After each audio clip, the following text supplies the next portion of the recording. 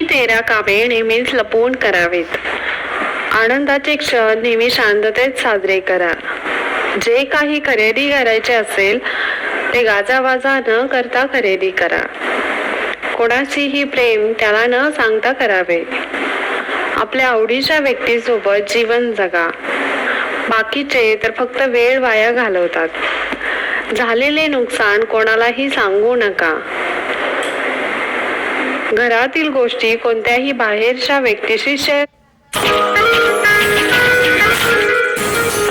करू नका.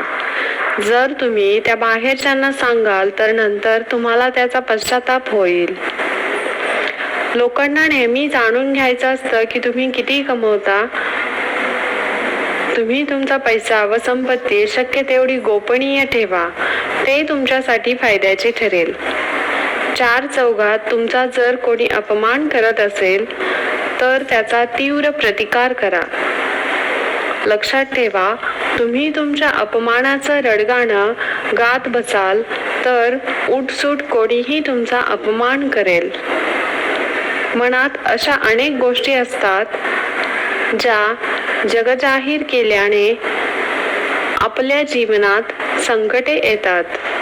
बुद्धिमान व्यक्ती तेच विचार बोलून दाखवतात जे त्यांच्या हिताचे असतात. तुम्ही एखाद्या गुरुकडून दीक्षा घेतली तर गुरूंनी दिलेला गुरुमंत्र कोणालाही सांगू नका. त्यामुळे त्या मंत्राचा तुम्हाला अधिक लाभ मिळेल. जर तुम्ही एखादं औषध घेत असाल तर ते गोपनीय ठेवा. अन्यथा लोक तुमचा आजार आणि रोगाचा गैरफायदा घ्यायला सुरुवात करतील. विनाकारण तुम्हाला कोणी तुमचं वय विचारलं असेल तर कधीच खरे वय सांगू नका. या माहितीचा गैरफायदा घेण्याची शक्यता अधिक असते. केलेलं दान हे नेहमी गुप्त ठेवावे, तरच त्याचा पूर्ण लाभ आपल्याला मिळतो. असं म्हणतात की गुप्त केलेलं दान देवतांना देखील प्रसन्न करतं. मित्रांनो, माहिती जर आवडली असेल करावेत. आनंदाचे क्षण नेहमी शांततेत साजरे करा.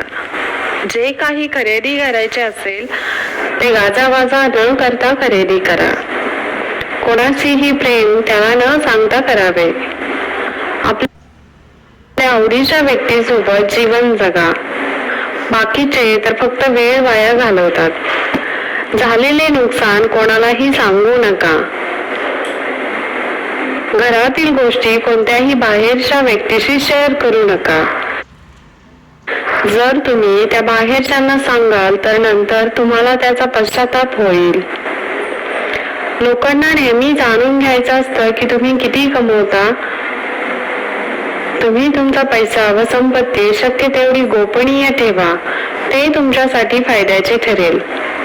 चार चौघात तुमचा जर कोणी अपमान करत असेल तर त्याचा तीव्र प्रतिकार करा.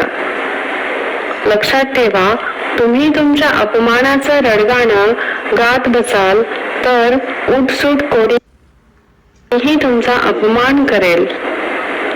मनात अशा अनेक गोष्टी असतात ज्या जगजाहीर केल्याने आपल्या जीवनात संकटे येतात. बुद्धिमान व्यक्ती तेच विचार बोलून दाखवतात जे त्यांच्या हिताचे असतात. तुम्ही एखाद्या गुरुकडून दीक्षा घेतली तर गुरूंनी दिलेला गुरुमंत्र कोणालाही सांगू नका. त्यामुळे त्या मंत्राचा तुम्हाला अधिक लाभ मिळेल. जर तुम्ही एखादं औषध घेत असाल तर ते गोपनीय ठेवा. अन्यथा लोक तुमचा आजार आणि रोगाचा गैरफायदा घ्यायला सुरुवात करतील. विनाकारण तुम्हाला कोणी तुमचं वय विचारलं असेल तर कधीच खरे वय सांगू नका. या माहितीचा गैरफायदा घेण्याची शक्यता अधिक असते. केलेलं दान हे नेहमी गुप्त ठेवावे, तरच त्याचा पूर्ण लाभ आपल्याला मिळतो. असं म्हणतात की गुप्त केलेलं दान देवतांना देखील प्रसन्न करतं.